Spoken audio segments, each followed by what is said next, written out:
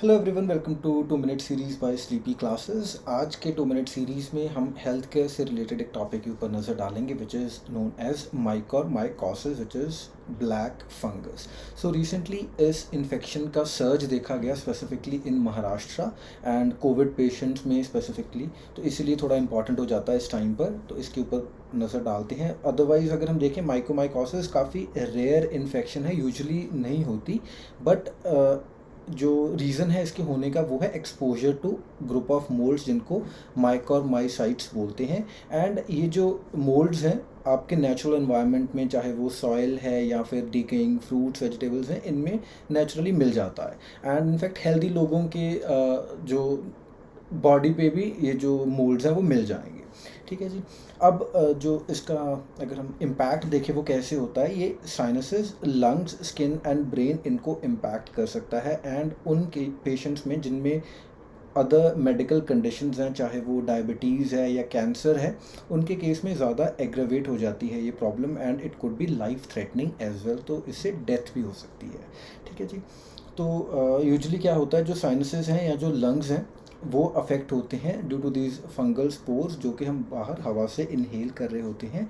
And इसके warning science क्या है, या तो फीवर, उसके बाद हेडेक है, coughing, breathlessness, blood vomits and mental status में ऑल्टरेशंस। तो ये कुछ चीज़ें हैं जो इसके वार्निंग साइंस हैं।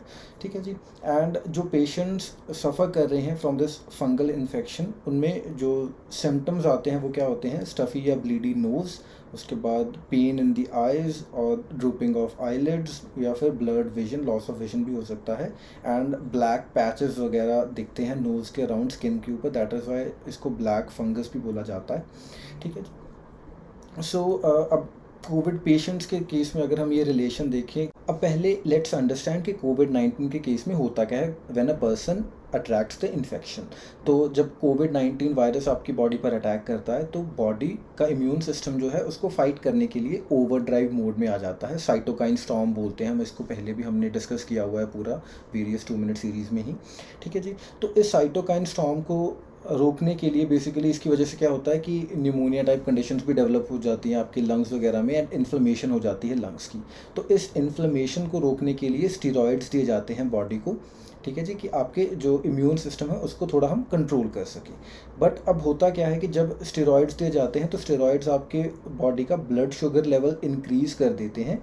एंड उसकी वजह से क्या होता है कि पैरेलली इम्यूनिटी आपकी स्टेरॉइड्स ने कम कर दी है बॉडी की, है ना। तो इसी जो सिचुएशन का फ़ायदा उठाते हुए कि इम्यूनिटी कम है एंड ब्लड शुगर लेवल्स बढ़ गए हैं, तो डायबिटिक पेशेंट्स ज़्यादा ईज़िली कॉन्ट्रैक्ट कर लेते हैं ये फंगल इन्फेक्शन को।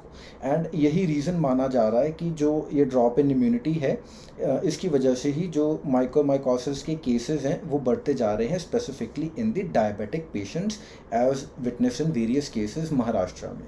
ठीक है जी। तो इसकी वजह से क्या हो रहा है कि कई लोगों के जॉ निकालने पड़ रहे हैं due to the fungal infection, की उससे आगे फंगल इन्फेक्शन ना स्प्रेड हो। या फिर कुछ पेशेंट्स के केस में क्या हुआ कि क्योंकि टाइमली उनको पता नहीं चला तो उसकी वजह से इन्फेक्शन बढ़ गई एंड इवन आई बॉल्स वगैरह को निकालना पड़ा। एंड कुछ पेशेंट्स ने इनफैक्ट अपनी बोथ जो आइज़ हैं उनका विजन लूज़ कर लिया। तो अब अगर वहाँ पर भी चेक ना होता तो उसके बाद जैसे हमने यहाँ पर देखा है कि ये जो इन्फेक्शन है ब्रेन में भी चली जाती है। तो ये हमने कुछ देखा माइकोरमाइकोसिस के बारे में, कुछ important points which could be effectively used in your prelims के जो वेरियस स्टेटमेंट्स उनको सॉल्व करने के लिए। ठीक है जी। तो एक बार हम ब्रॉडली देख लेते हैं माइकोरमाइकोसिस क्या है। ये फंगल इन्फेक्शन है एंड आपके जो लंग, स्किन, ब्रेन एटसेट्रा इन सबको अफेक्ट करती है, साइनसेस को अफेक्ट करती है। एंड इसमें देखा गया कि कोविड-19 के साथ रिलेशन क्या है, कि जो स्टेरॉयड्स हम कोविड-19 को कंट्रोल करने के लिए बॉडी में देते हैं उनकी वजह से क्या होता है कि ब्लड शुगर लेवल बढ़ जाते हैं एंड इम्यूनिटी वीक हो जाती है, जिसकी वजह से ये इन्फेक्शन ज़्यादा इफ़ेक्टिवली पर्सन को इम्पैक्ट करना स्टार्ट कर देती है। So that is all for the day. Thank you for watching.